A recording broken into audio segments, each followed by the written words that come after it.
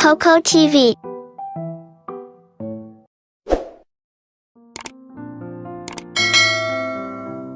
बहुत अरसा पहले एक खूबसूरत लड़की थी जिसका नाम रेपुंज़ेल था।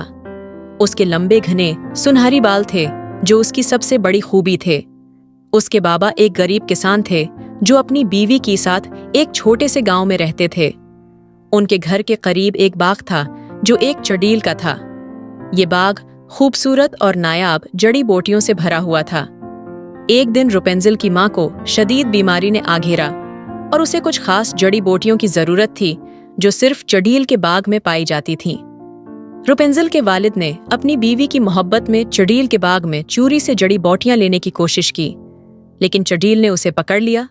चड़ील ने गुस्से से कहा, तुमने मेरे बाग से चोरी की है, अब तुम्हें सजा मिलेगी। किसान ने चड़ील से रहम की भीख मांगी और अपनी बीवी की बीमारी का हाल सुनाया। चड़ील ने कुछ सोचा और कहा, मैं तुम्हें माफ कर दूंगी, लेकिन उस शर्त पर कि तुम अपनी बेटी मुझे दे दो। किसान ने मजबूरन ये शर्त कबूल कर ली। रेपुंज़ेल की पैदाइश के बाद चड़ील ने उसे ले जाकर एक ऊंचे टावर में कैद कर दिया जिसमें कोई दरवाजा या सीढ़ी नहीं थी, सिर्फ एक खिड़की थी।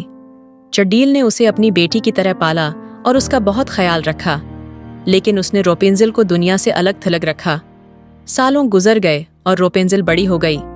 उसके लंबे सुनहरे बाल टावर की खिड़की से नीचे लटकते थे।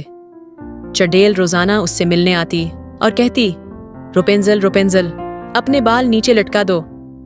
रेपुंज़ेल अपने बाल नीचे लटका देती और चड़ील ऊपर चढ़ जाती। एक दिन एक शहजादा इस जंगल से गुजर रहा था जहां टावर था। उसने रेपुंज़ेल की खूबसूरत आवाज में गाना सुना और उसकी आवाज का पीछा करते हुए टावर तक पहुंच गया। शहजादे ने छिपकर देखा कि किस तरह चड़ील ऊपर चढ़ती है। जब चड़ील चली गई तो शहजादा टावर के नीचे आया और कहा, रेपुंज़ेल रेपुंज़ेल अपने बाल नीचे लटका दो। रेपुंज़ेल ने समझा कि ये चड़ील है। उसने अपने बाल नीचे लटका दिए और शहजादा ऊपर चढ़ गया। रेपुंज़ेल ने शहजादे को देखकर हैरानगी से पूछा, तुम कौन हो?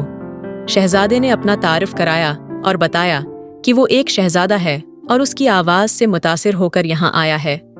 दोनों ने एक दूसरे से मोहब्बत का इजहार किया और मिलने का वादा किया। शहजादा रोज आता और दोनों मोहब्बत भरी बातें करते। एक दिन शहजादा ने रेपुंज़ेल को कहा, हमें यहाँ से भागना चाहिए, मैं एक रस्सी लाऊंगा जिससे हम नीचे उतर सकेंगे। रेपुंज़ेल भी मान गई और दोनों ने मंसूबा बनाया। लेकिन एक दिन चड़ील ने शहजादे को आते देख लिया। वो गुस्से से भर गई और रेपुंज़ेल के बाल काट दिए और उसे वीराने में छोड़ दिया। चड़ील ने शहजादे को धोखा देकर ऊपर बुलाया और उसे टावर से नीचे धक्का दे दिया। गिरते हुए शहजादे की आंखों में कांटे चुभ गए और वो अंधा हो गया। शहजादा रेपुंज़ेल को तलाश करने के लिए जंगल में भटकने लगा। वो उसे पुकारता और उसकी आवाज सुनने की कोशिश करता। कई महीनों बाद वो एक वीरान जगह पर पहुंचा जहां रेपुंज़ेल रह रही थी। रेपुंज़ेल ने उसे पहचान लिया और गले लगा लिया।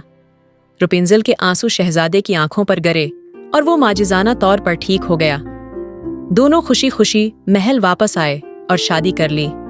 वो हमेशा खुश रहने लगे और कभी भी अलग न हुए। और यूं रेपुंज़ेल और शहजादे की मोहब्बत की कहानी हमेशा के लिए यादगार बन गई।